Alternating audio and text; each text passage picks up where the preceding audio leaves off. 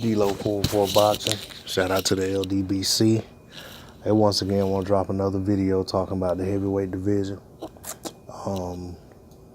Dillian Whyte, it's been widely reported that Dillian Whyte has signed an agreement, signed a deal, signed a contract, whatever you want to call it, to join the ESPN platform, whether that's going to be on the app or on the actual ESPN network. I'm not sure off the top of my head. I remember reading it, but it's been a couple of days since I read it early yesterday, to be honest. But and it may be a variation of the two. But that said, I think he'll be fighting on the same platform where Tyson Fury and Pulev are currently going to, well, not currently fighting, but also going to be fighting in the future. Co-promotional deal with Top Rank is what the other two have, and if I'm not mistaken, I think Dillian Whyte also is on a co-promotional deal with Top Rank. So, excuse me, that opens up the doors for these guys to have some fights on the ESPN network, on the ESPN app, and potentially have fights with one another. That doesn't mean that these guys can't fight other guys. There's Bryant Jennings, who also recently fought on ESPN. There is, my God, his name escapes me, but the guy who just knocked out Bryant Jennings. Forgive me for not remembering his name off the top of my head. I'm actually in the middle of working on something while I'm trying to make this video at the same time.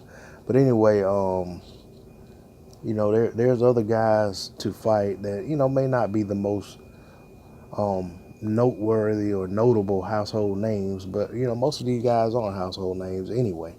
There's a lot of good fighters in the division that the average fan hasn't heard of, and especially sports fans who are not boxing fans wouldn't have heard of, but that doesn't mean that they're not formidable foes for these guys.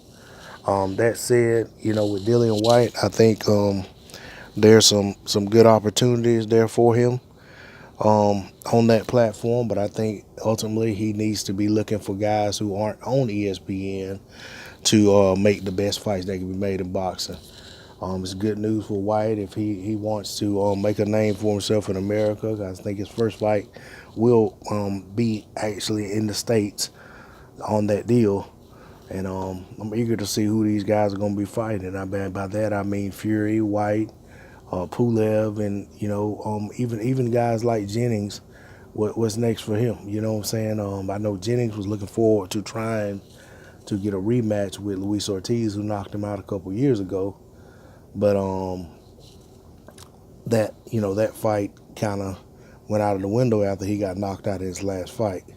So he's probably not going to be pursuing a Luis Ortiz fight or a very dangerous fight in his next fight. But that said, I reiterate that I'm looking forward to seeing these guys get busy. Just as I am the other guys in the heavyweight division, there's a lot of guys in the top 10, top 15 of these sanctioning body rankings in the heavyweight division that are undefeated. And the only way that's possible is these guys aren't fighting each other, or they're having draws with one another. So it's time for these guys to get busy fighting one another. And the network deals that these guys are working out don't need to be barriers or roadblocks to the best fights being made in the heavyweight division, or even in boxing in general. I've said this on many videos, and I'll say it again. We as fans should not subscribe to that mentality that, oh, this guy can't fight that guy because they're on a different network or because they're promoted by a different promoter. We should expect and demand to see the top guys fighting one another, to see the best fight the best, for lack of a better phrase. But we should be demanding that, and these fighters who say they are the best or say they want to be the best, they should be seeking out fighting the other top guys, regardless of who they're promoted by, who they're managed by, which network they're fighting on. So I don't subscribe to that excuse. We went through that nonsense with HBO and Showtime for years, and I don't want to see a repeat of that. And I'm not giving guys a pass for that. I'm not going to give a guy a pass when he doesn't fight some guy that he should be fighting, and he said, well, I can't fight him because he's on a different network. No, that's on you, Mr. Fighter. You talk to your team and you tell them make this fight happen. And I know Floyd and Pacquiao were the two biggest stars in boxing at the time, but if those two egos, regardless of the monetary terms involved, were able to make a fight happen, with Bob Arum, in Pacquiao's ear and running the show on his end, they were able to come together with Floyd and his side and make a fight happen that was a cross-network deal. These guys can make a deal happen. I mean, it's no different than one guy being the mandatory and another guy being the champion, and they fight on two different networks, and it goes to a purse bid. They find a way to make it happen.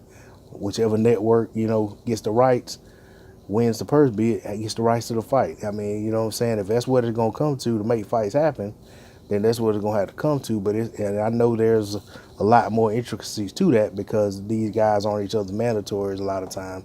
But we have to stop letting these guys hide behind that excuse. That's all I'm going to say on the subject. This D-Lo 404 Boxing. Shout out to the LDBC. Shout out to my subscribers. Trying to get the subscriber count up. If you haven't subscribed to the channel, I ask that you please subscribe. Hit the bell icon. I'm trying to put in this work, trying to grow my channel. I'd appreciate your support. I'm out. Peace.